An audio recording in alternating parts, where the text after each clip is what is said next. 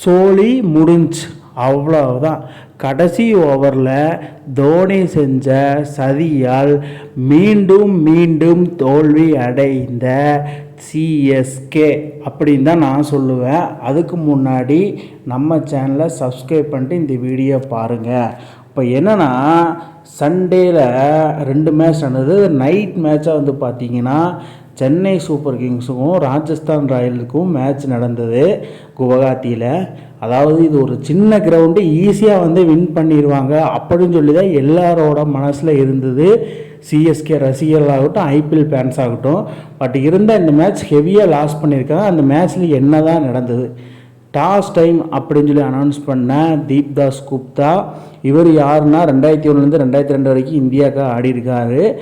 அதில் டாஸில் என்ன நடந்திருக்குன்னா, ருத்ராஜ் கைக்வாடு வேறு மாதிரி ஒரு லக்கி கேப்டன் நான் சொல்லுவேன். ஏன்னா டாஸு எல்லா மேட்சுமே ருத்ராஜுக்கு தன் வசப்படுத்தியிருக்காப்புல.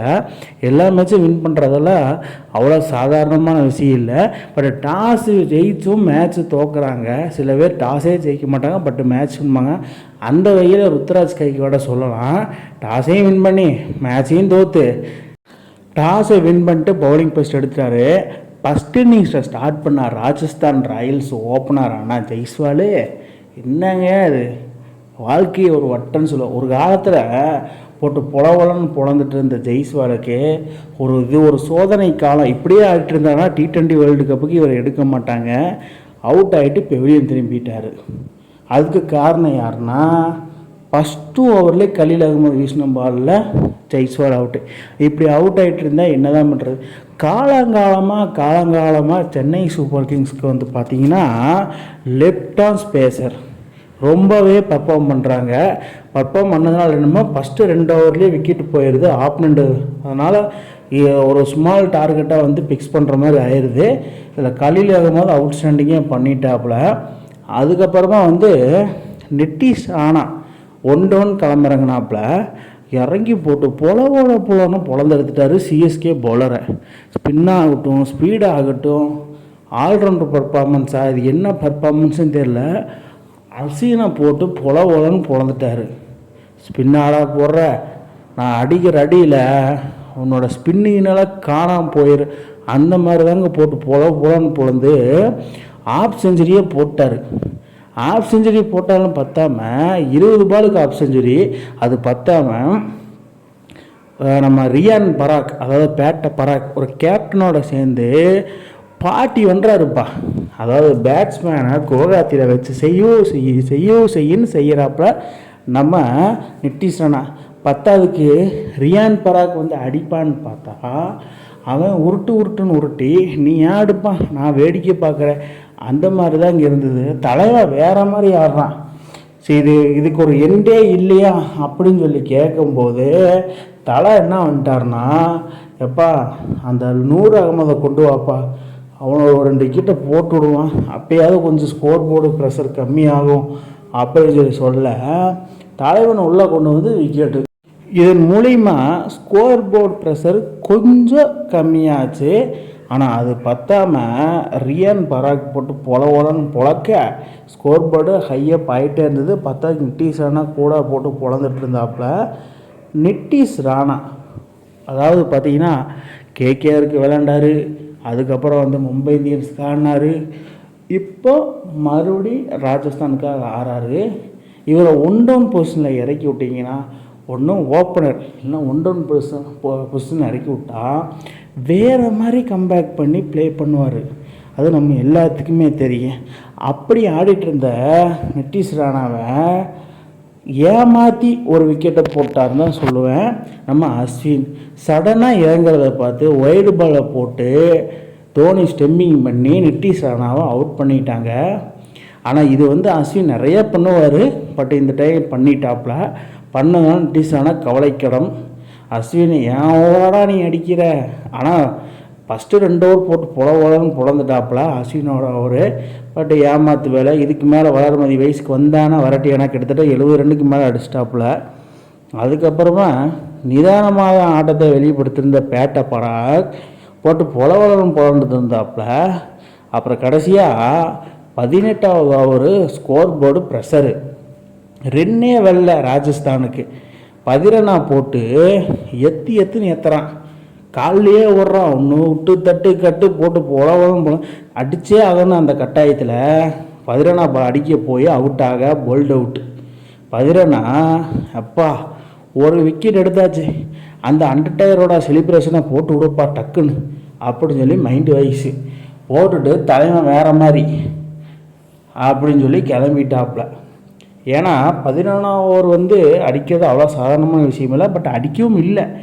இப்படி பர்ஃபார்ம் பண்ண கடைசி 4 ஓவரில் ரன்னே இல்லாதனால ஆர்ஆர் 182 ரன் மட்டும்தான் அடித்தாங்க. அதில் நெட்டிஸ் ரன்னா பாருங்கள், கிட்டத்தட்ட 81 ரன்னு கரெக்டாக சொன்னேன்னா. அதுக்கப்புறமா 10 ரன்னா பார்த்திங்கன்னா ஒரு 2 விக்கெட்டை போட்டிருக்காப்புல. இதன் மூலிமா நான் சொல்ல வரேன் என்னென்னா, கடைசி ஓவர் டெத் ஓவரில் சிஎஸ்கே ஸ்பெஷலிஸ்ட்டாக இருக்கிறாங்க. அந்த 4 ஓவரில் பார்த்திங்கன்னா 2 ஓவர் 10 ரன்னா. ஸோ அதனால் ரன் அடிக்கிறது அவ்வளோ சாதாரணமான விஷயம் இல்லை. ராஜஸ்தானுக்கு அதுதான் பெரிய இதாக இருக்கும். இப்போ என்னென்னா CSK needed 183 runs to win.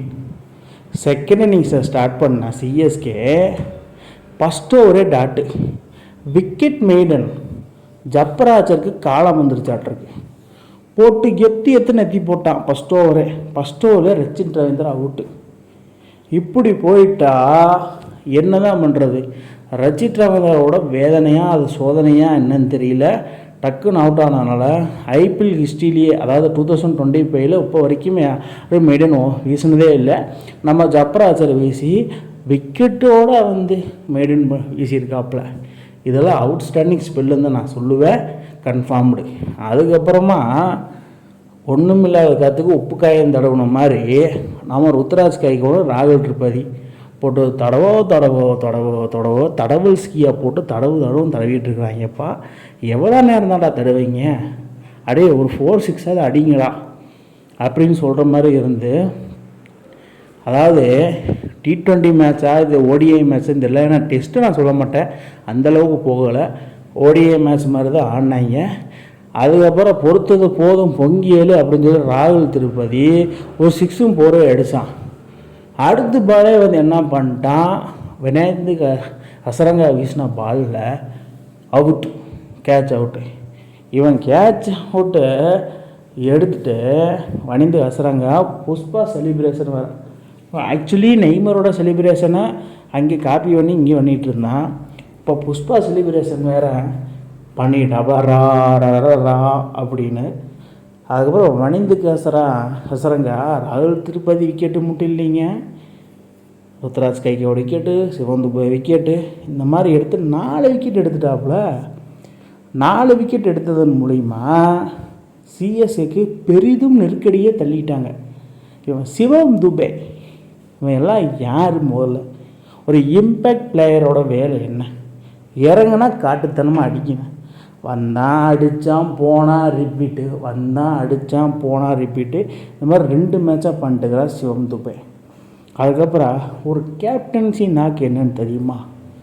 Ruturaj கைக்கோவாடிடம் கேளுங்கள் தரப்படும். அந்த மாதிரி தாங்க ஒரு நிதானமான ஆட்டத்தை வெளிப்படுத்திட்டு இருந்த ருத்ராஜ் கைக்கோவாடு இவரே அடித்து முடிச்சிருக்கணும். பின்னாடி எதுக்குப்பா நீ அவுட் ஆகிற?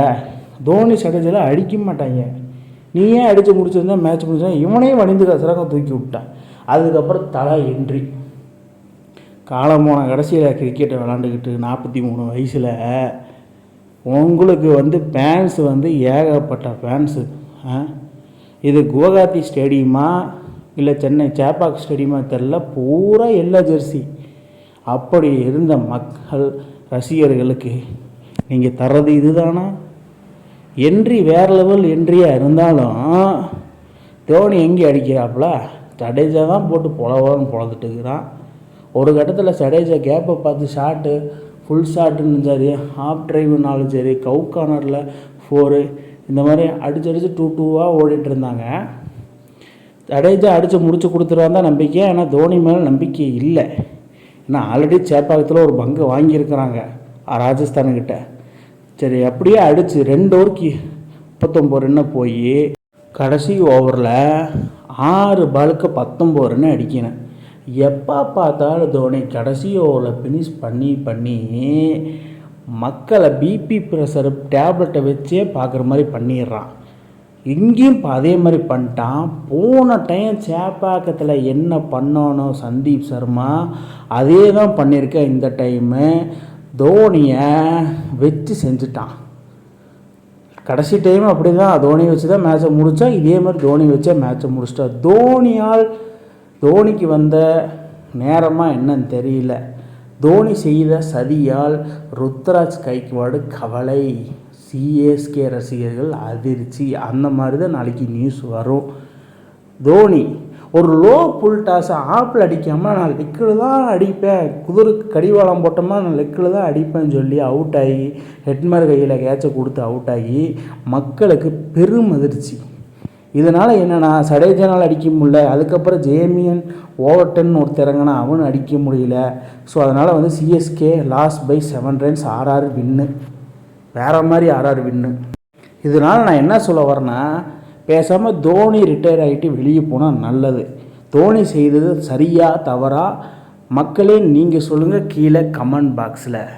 இந்த மாதிரி இன்ட்ரெஸ்டிங் கிரிக்கெட் வீடியோவை தெரிஞ்சுக்க நம்ம சேனலை சப்ஸ்கிரைப் பண்ணுங்கள், லைக் அண்ட் கமெண்ட் பண்ணுங்கள். மேலும் மேலும் உங்களுக்கு வீடியோ வந்துகிட்டே இருக்கும்.